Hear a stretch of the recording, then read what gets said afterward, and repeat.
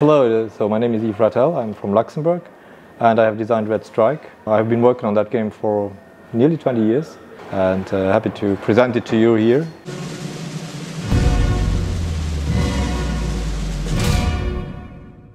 This is a hypothetical war in 1989. Would have been a world war about Warsaw Pact attacking NATO from Eastern Germany and from Czechoslovakia to Germany. And the game is about land, air and naval battles. So it's not restricted to ground war. Then many games have no air units or no naval units. And I always thought about, this war would have been about these three arms. And that's why I have incorporated each arm and in a certain detail. Air units are represented by squadrons, ground units are regiments and regiments and divisions. Divisions for Warsaw Pact, regiments and brigades for NATO. And you also have the naval units, will be surface action groups or the occasional capital ship like USS Eisenhower. So you will also have all of that in that game. You will play on an operational map 20 kilometers a hex in Germany. There are campaign scenarios, there are battle scenarios and exercise scenarios. That's very small scenarios that are intended to where you learn the mechanics of the game. So you would that afterwards you are prepared to play the scenarios without making too many errors. So that you learn really the mechanics and can play the game and not the rules afterwards.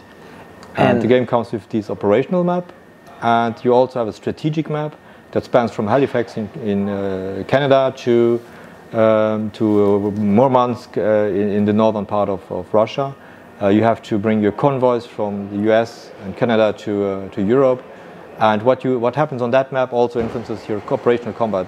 If the Soviets sink a convoy, well then that reinforcement, that supply will not arrive in Central Europe, so it has a direct impact on your war in Central Europe.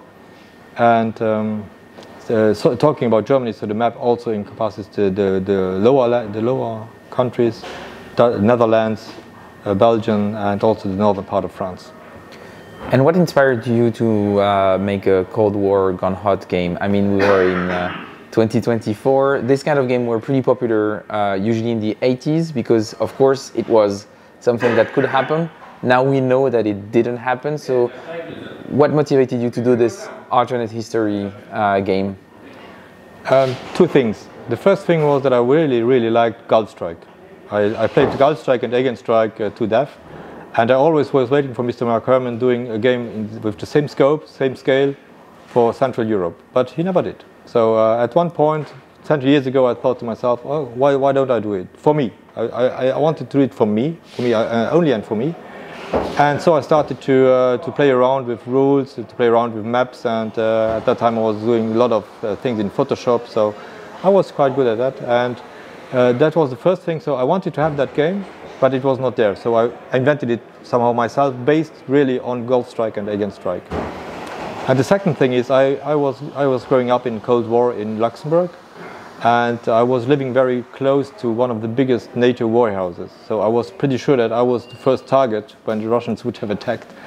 So that was I was born in 1969, so I lived up in 89 where the game played. I had 20 years, so all of my youth was always under this fear of a nuclear war happening. And so that was something that is still today marking me, and so that's also why I'm really afraid of what is happening now in the world. But so these two things. The first thing is I had a game system that I really liked, and I was living in a part of the world that would have been destroyed by nuclear war right from the start. So that was where I was really aware of how important a World War III would have been for the world. Yeah. And what was your relationship with war games? When did you start wargaming? So you were talking about the fact that you were a big fan of Gulf Strike, but how did you get into wargaming? How long have you been playing? Oh, that's I started playing in 77 or 78 at the age of 8 or 9 years, because my brothers were playing war games but with miniatures, and one of my brothers also had some kind of war game, but I think that was self-built. That was my first touch with war games at that time. And for Christmas 77 or 78, my parents offered me Panzergruppe Guderian from SPI. It was the French-Dutch version, the designer version. I don't know if that existed for any other game, but that was the game that I got. And I played it for nearly 20 years. I had only that one, and I knew not that there were ever other games. And so in 87 or 88, that was the first time that I went to a shop in France, and they had more war games, and I was just like a candy shop, and that started it off. And since then, I don't do anything else as a hobby nearly than wargaming.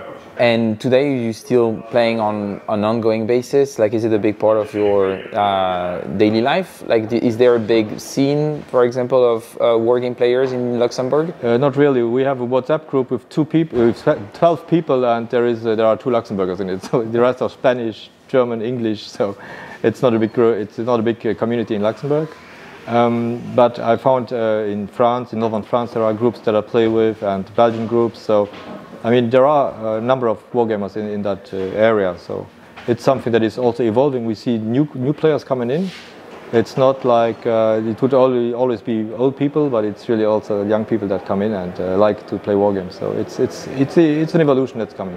And going back to the game, so what kind of scenarios can we find? So I can see that it's a very, very large box. Can you give us a bit of an overview of what can be found in the box? Yes, so there are 20 scenarios in total. There are 10 exercise scenarios, which will gradually get you into the system. You will have the first scenario, for example, is only ground units, nothing missile, nothing air, nothing naval. The second one is only only missiles. The third one is only air units. And the fourth one will be the first one where you put together all of the ground units and the missile units, so that you will anti-air units, so that you will learn step by step how to work the mechanics. And then they will get a little bit more difficult, and you will also have an exercise scenario where only naval units are used.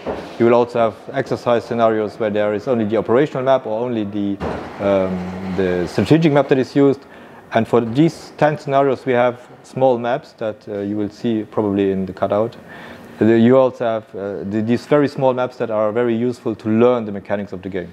Some people also have much fun with it. Well, the better it is. But they are principally intended to just learn the game. They are not very balanced at all, so but it's there to learn the game.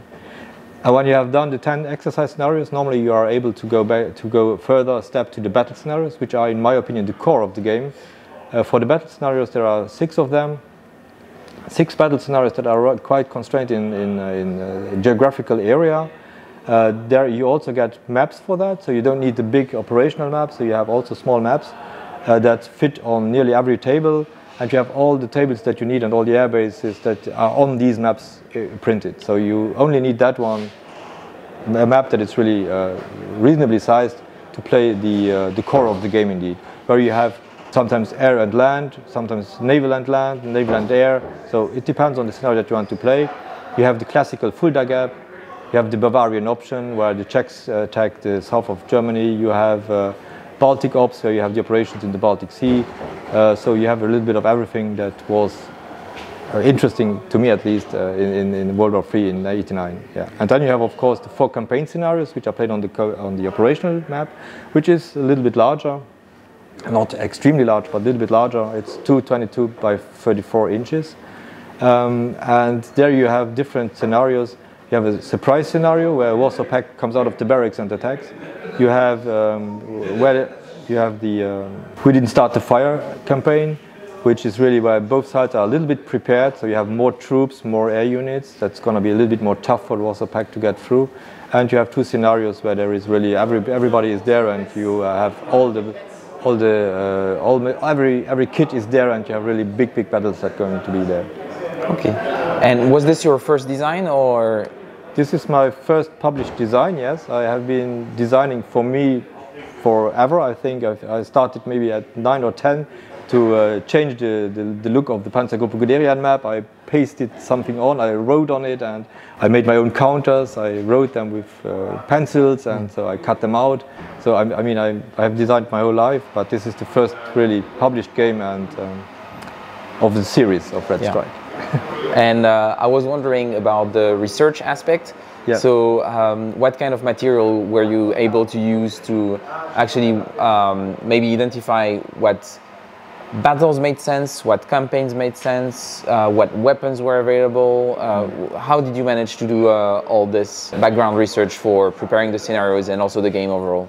My starting point really was the 2 books from British General Hackett, Third World War and the Third World War Undone or something like that. These two books, they were written by a British general, and they were really detailing how a world war would have happened. And that was really the basis on which I thought, okay, a game should follow these lines that he has explained in his books. And from there on, well, then it was like which weaponry would have been used. The first thing, of course, was when will I situate the game? And as there were many games, there were already in '85, the beginning of the '80s, there was only one game, the Third World War series, that was at that time published in the '80s. That was '89, late '80s. So that was my choice of the year. I said, okay, '89 it will be. And from there on, weaponry, which units were there, how the war would have been waged. And I had a lot of books, magazines. I went to air shows to collect magazines that were out of print or that you couldn't find anywhere. I got a panoply of information, and the internet 20 years ago was not the same as it is today. So you did find information, but scarcely, and sometimes it was also not very comprehensible, not coherent. You found infos. On one side they said this, on another side they say that. Today it's much easier. So as I have the last 2 or 3 years, I have redone really much of the order of battle because I got new information about it. And that's what I did, but I also had people who helped me. I had about 6 or 7 guys that really were very helpful in researching. For example, I have one Air Force, one pilot of the French Air Force. He helped me a lot with air unit ratings, about how far could they have gone, what missiles would they have used, what were their radar detection ranges, and a couple of other guys who also helped me a lot with technical aspects of the weaponry and of the units also, or with sometimes even with terrain. I have Fred, an American guy who was based in Germany in the 80s. He was looking at the map and he told me, there was woods, you have made it clear, but it's woods, and so I changed it. Now it's woods hex. So I mean, there is so many input that I had to integrate. It's difficult to name one specific one, but it's a huge task. It was a huge task. And how long did it take you overall to finish this game? Yeah, as I said, I started probably my first file date 2003. So it basically took 20 years to finish it. But in the beginning, the first couple of years, it was just for me. I was not planning on publishing anything.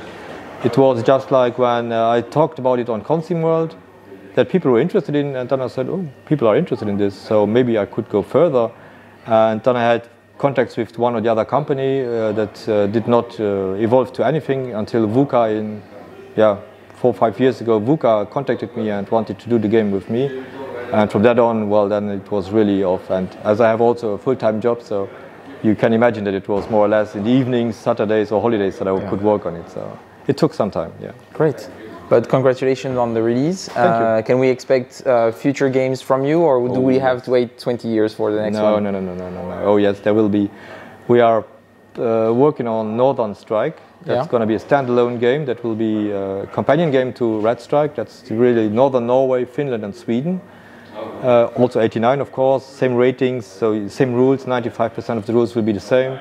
There will be the occasional rule that has to be added. For example, weather will play a major role in that theater of war.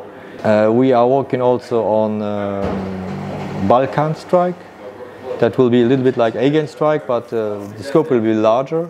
That's Stuart Shepard, another guy who wanted to do his game. He's using this system now, and I'm helping him on that. And we have also an agreement with Mark Herman to make a remake of Gulf Strike with these rules, with this one. Amazing. Well, looking forward to it. Once it's done, I would be happy to have maybe you or maybe for a live stream on the show for a teach and play of a game in the future. That would be really good. And congratulations on making such a game. It looks really interesting. It's a really big box, a lot of content in it. It's a big box and it's a big game, but it's not really difficult to play it. It's more difficult to know when to do what. The mechanics are easy in itself, but to know when you have to attack this and attack that, but that's war. I mean, here you play really the war and not the rules.